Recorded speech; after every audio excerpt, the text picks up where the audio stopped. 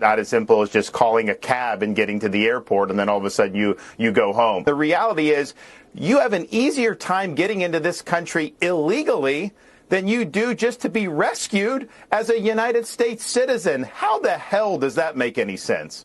Florida Republican Governor Ron DeSantis with that scathing comparisons for the crisis in Haiti.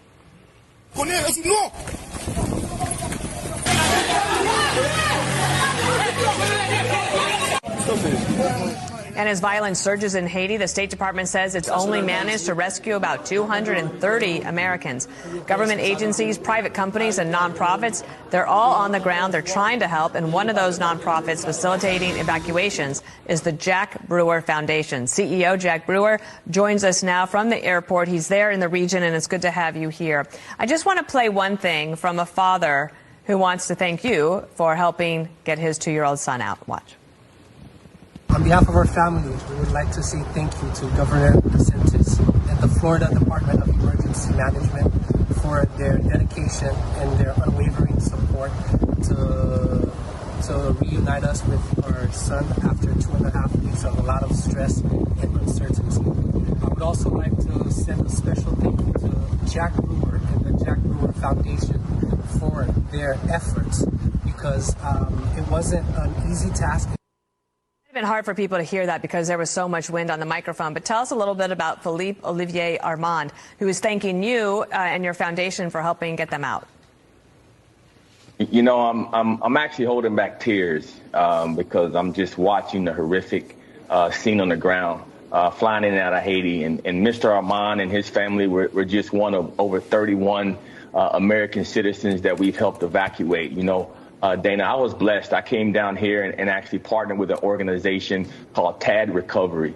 And that organization was working through the Department of Emergency Management, as you heard, as well as Governor DeSantis. And we've been able to do some incredible things. I mean, we've been on the ground. I mean, the logistics that it's taken to get, you know, the Armand family out and so many more are so complex. And you just, you know, you see the stories and you hear, I mean, that particular family was right next to a zone where they were running into houses.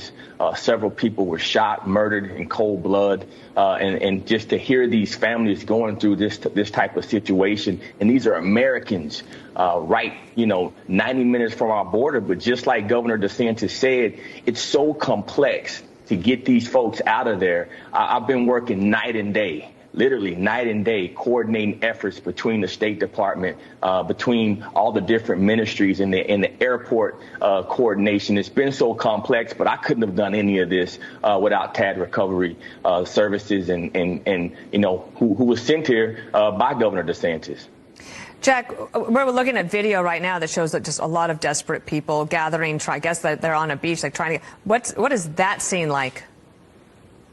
So that scene is right. It's in Haiti. It's in one of the major cities.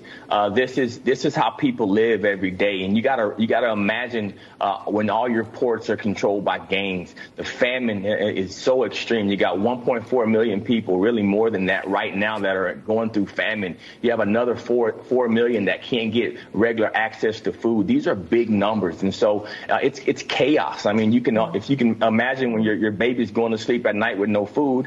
And the Americans are trying to get out. I had a woman who was stuck in America for 24 days. We just got her home yesterday, and she missed her daughter's wedding. Her daughter had a wedding date set. And so it's really been a chaotic time, and it's so unfortunate that, you know, it's so hard to get people out. Yesterday, we were the only organization on the ground that had helicopters landing in the only international airport operating in Haiti. So that tells you how difficult these conditions are. And so each life that we're able to save is a blessing, but we need help. Dana, I'm calling on America. I'm calling on Governor DeSantis. Continue your funding.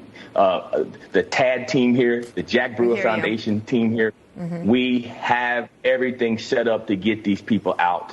And so we need to continue to do that. Jack, thank you. And I know this is not going to get solved overnight, so we'll be in touch with you. And thank you. God bless you, Dana.